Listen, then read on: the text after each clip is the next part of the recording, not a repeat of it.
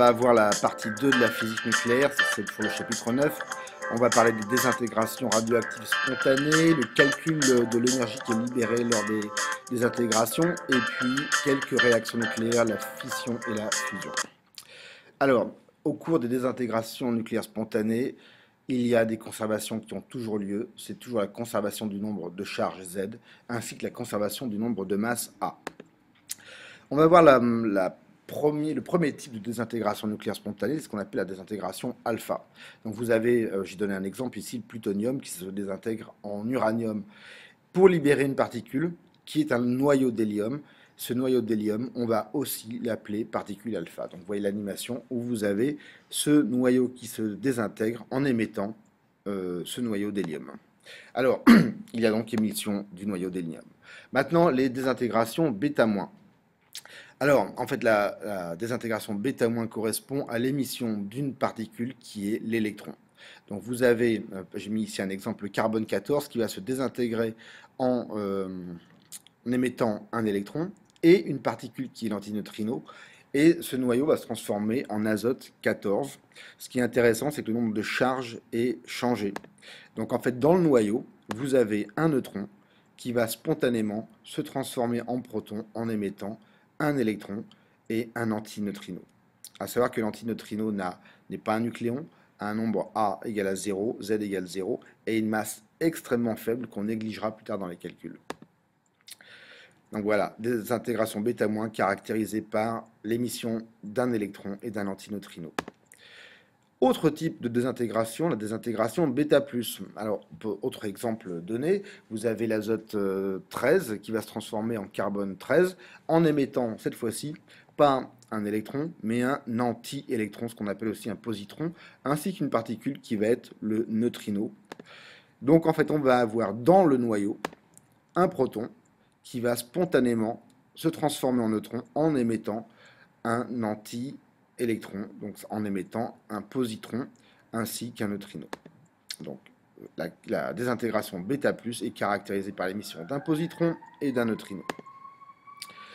Alors, on peut aussi avoir la désintégration gamma. Imaginez que vous avez un noyau qui vient juste d'être produit.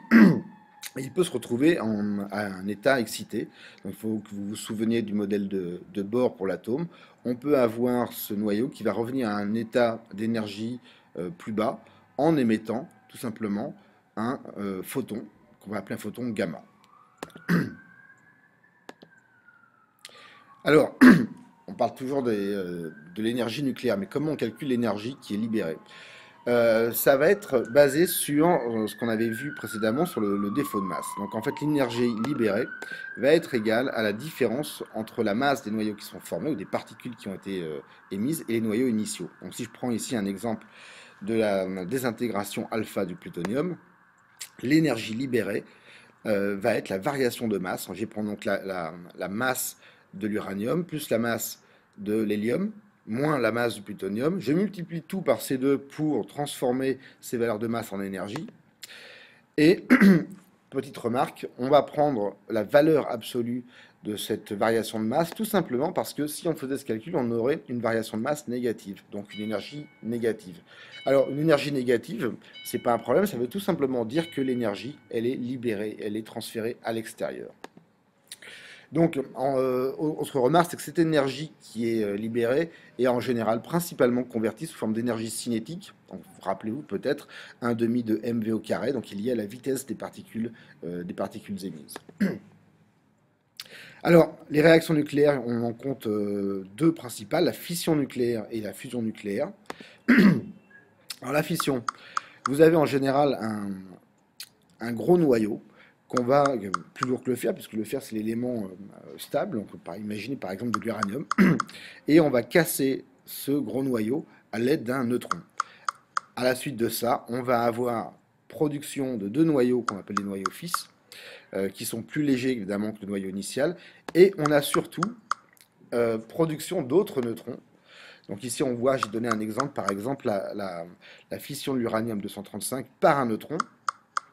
va donner du xénon et du strontium, et aussi 2 neutrons.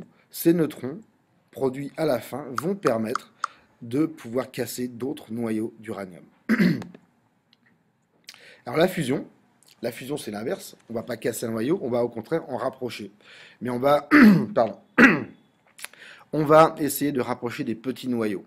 Alors, par exemple, des isotopes de l'hydrogène qui sont par exemple le tritium et le deutérium. Alors sur la petite vidéo, en fait, j'avais 2 hydrogènes normaux qui vont donner un isotope, le 2,1, qui est le deutérium. Là, ici, j'ai un autre exemple avec du... D'ailleurs, j'ai fait, je crois, une petite erreur. C'est pas du H22, c'est du H21.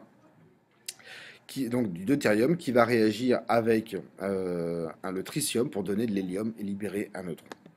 Alors la fusion, on le sait, libère infiniment plus, enfin beaucoup plus d'énergie que la fission. Alors pour résumer un petit peu les 2 différents types de réactions nucléaires qu'on peut avoir, selon qu'on a des petits éléments ou des éléments lourds, on va avoir la fusion pour les éléments légers et la fission pour les éléments lourds.